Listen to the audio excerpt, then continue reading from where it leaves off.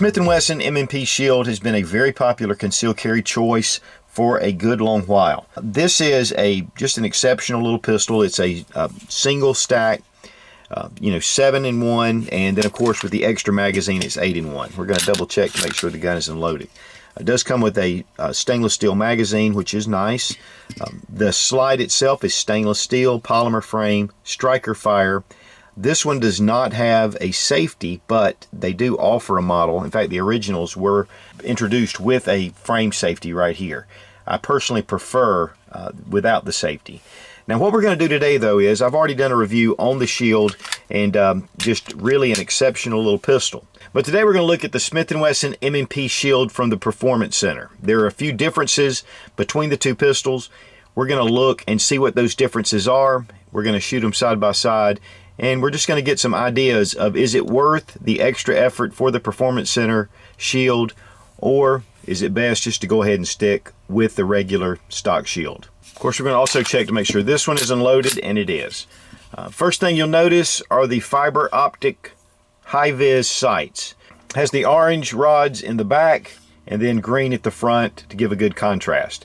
One of the things I really like about the Smith & Wesson these sights are the metal guards that go along the top, here and here. Fiber optics can break. They're easy though to replace, but they can, and so this is going to give you a little more protection, and they are highly visible, especially in the daylight. The light hits this and it transmits through. These are just excellent range sights. But also you'll notice that there are ports, and you'll see these 3 ports on the slide itself, which actually relate to a port in the barrel. Now while they went with 3 ports compared to the 1, it's probably more stylized. I know a lot of the other Performance Center pistols that have the ports do have the 3. And so I think it just stays along that same line. But what this is going to do is going to help with muzzle flip. It's going to help you to get back on that second and third shot.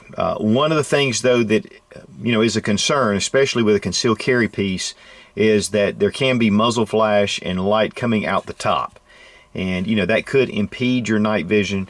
There are just a lot of different philosophies on that, but there are a lot of people that are concerned about having a ported barrel. Another thing that is a possibility is lint and things like that getting in there. But really guys, if you're carrying something like this, you need to have a dedicated holster for it, and that will keep that down. Now we're going to test the recoil in each one, and we're going to do it kind of side by side to see if there's a difference. We're going to shoot the Performance Shield first, and then we're going to follow up with the standard Shield.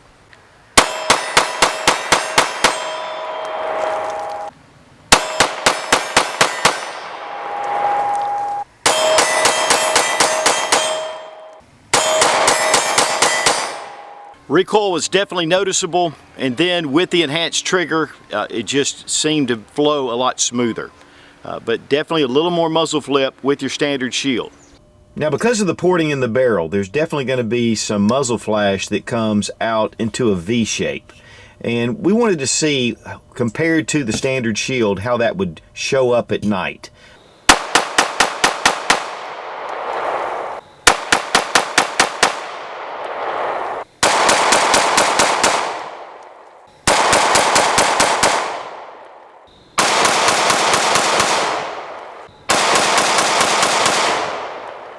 Guys, to be honest with you, the flash coming out of the end of the barrel was not that much different. Yes, there is a V that shoots to the side. It still gave me plenty of line of sight to my target. It was more flash than the standard, but the standard, all the flash comes out the end of the barrel. And so, for me personally, I did not see a big deal with the ports. The real thing is about night shooting and everything else is that with a gun like this, it's going to be really fast. It's going to be close up in a self-defense situation. And so I don't really know how much that's going to play. But there are a lot of people that, can bring in on that. So I just wanted to go ahead and address it. One of the things about the Performance Center Shield is that it does have the frame safety, and that at this time is the only option they're offering. In fact, when I got this pistol, I asked for the non-frame safety, but they said this was it. And I did get this directly from Smith & Wesson. I have done some things with them, But guys, one thing I want to say about this before I even continue the review is because I got this from Smith & Wesson, it doesn't mean I have any connection necessarily, except that they'll send a gun once in a while. I have to buy this gun if I want it, and if not, I have to send it back. So, you know, a lot of guys are choosing firearms, and, you know, it's really important to just make sure that we get everything out on the table. Now, of course, the big question of the day is the price. And the standard shield retails for $449. The Performance Center shield is going to retail for $490, which, I mean, honestly, I think that's a fantastic price compared to the standard shield for what's done. Typically, you can find shields for around the $359 mark. I found it in a number of places for that price. And so we're looking at possibly getting something like this for just over the $400 mark, which for all the features, the ported barrel and the fiber optic sights, the enhanced trigger, I just think that's a very exceptional price. But one of the things about the original shield that had some complaints was the trigger pull. And so we're going to go ahead and we're going to check side by side. We're going to get rid of the magazines. And again, just because we like to be very careful, the guns are unloaded.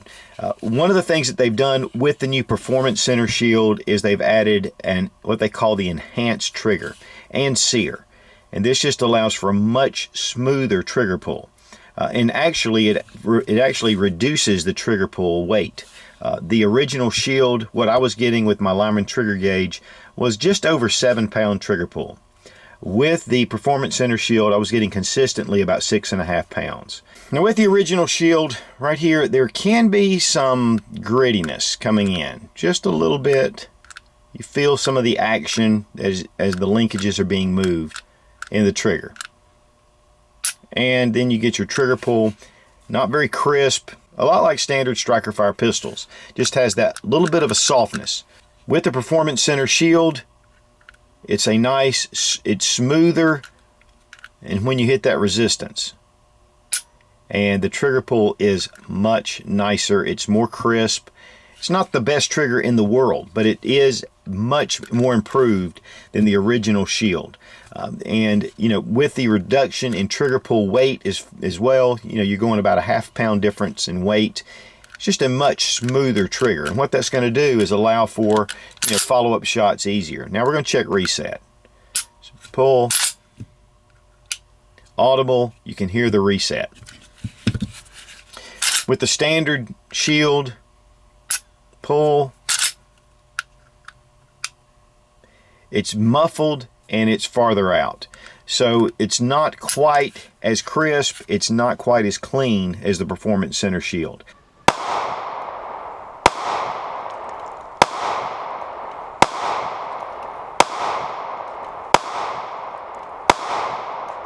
And here you can see the group at 7 yards using 115 grain full metal jacket, American Eagle, and easy to see targets. One of the things I particularly like is the 7-round magazine is flush. The 8-round has a little bit of a lip here to give you a little more when gripping it. I mean, it definitely fills the hand and you have a full size grip. With the standard magazine, even though you get that pinky across it, if you have, my hands are kind of medium, so if you have larger hands, you're going to be hanging off. But it's a good grip here, but definitely much superior with the extended grip. And those magazines come with either model. Aside from those things, everything else pretty much looks all the same, except for a little bit of the barrel. Here we have the 9mm MM toward the rear of the barrel here, and then here on the Performance Center shield, it's moved up farther. It looks like the profile may be just a little different. It looks like there's a little more of a shelf or an angle right here that is absent on the standard Smith & Wesson. It does go down in a slope, but we have more of an angle right here. And I'm not sure if that was just some minor improvements in the design itself, but everything else should be interchangeable and you know, should be easy. Of course, the magazines and things like that will all be the same. Now, disassembly is easy. Of course, magazine out, make sure the gun is unloaded. Bring your slide all the way back and engage your slide stop. One thing I want you to notice too is when you're engaging it, the lever for the stop is actually back here where your thumb lever is right here. So you don't have to pull the trigger. Right here is what disengages your striker. It's a little lever. It's actually a green color, and just bring it down.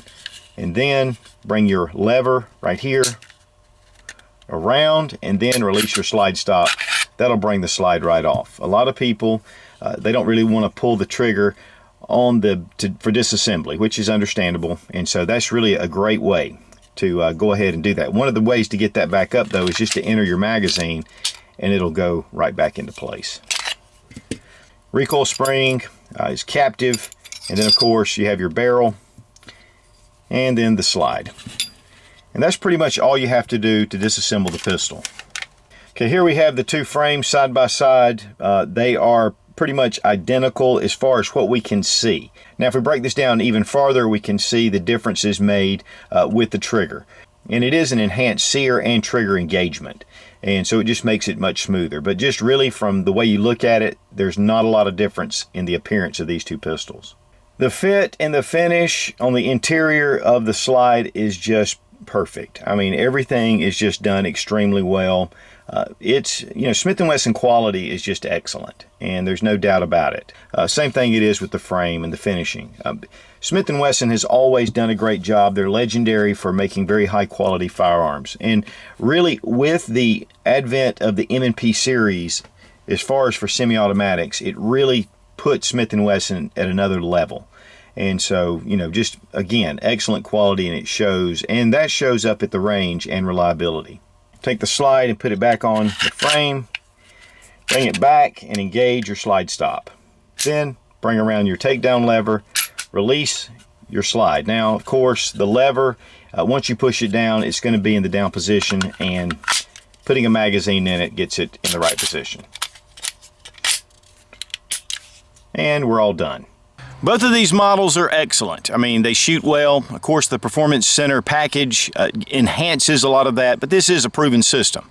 So, I saw a lot of comments, especially in the forums, kind of back and forth about the ports and about the ported barrel. But I'll tell you what, guys, if you're looking for something that's a real shooter, something you can take to the range and really get on target, ease up the recoil, I think that the Performance Center package is just excellent.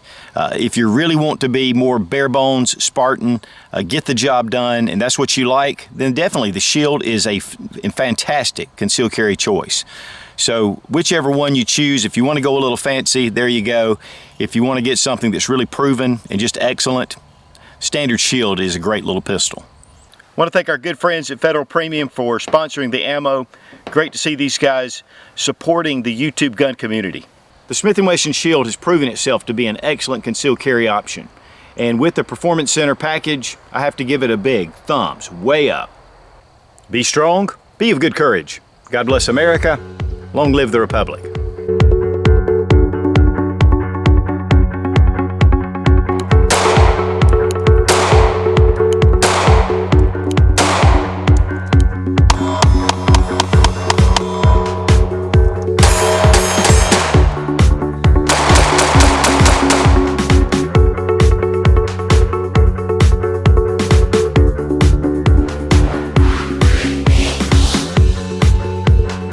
Go ahead and take your slide and put it over your frame.